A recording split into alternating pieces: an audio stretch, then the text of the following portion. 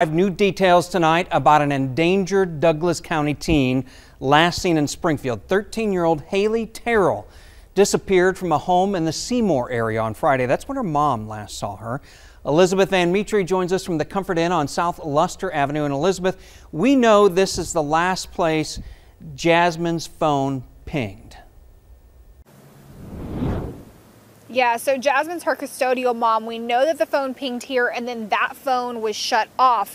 Witnesses tell us witnesses told police that they were supposed to spend their Friday night at the Comfort Inn, but the hotel also told police that no one by that name was in their reservations, and when looking at pictures of them, they didn't see them check in. Oh my God, I hope they find her. That's just not right. Kenny Moore grew up in this house in the Galloway Village area. The same house police documents say Haley Marie Terrell was last seen with his brother. Moore says he didn't see anything. He says a lot can happen out behind the house without him or his mother, who lives there, knowing. Yeah, there's a church parking lot. You know, they could slide in and out of there, this driveway. On Friday at her home in Seymour, Haley told her grandmother and grandfather that she was going to feed the cats and never came back inside.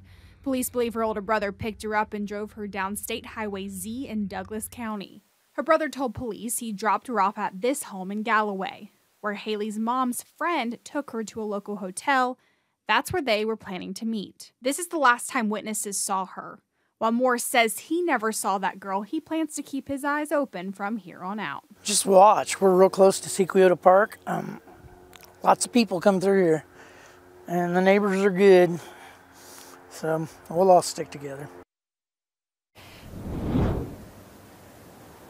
Now, the owner of that home where that exchange happened did say police had come by and did speak to her.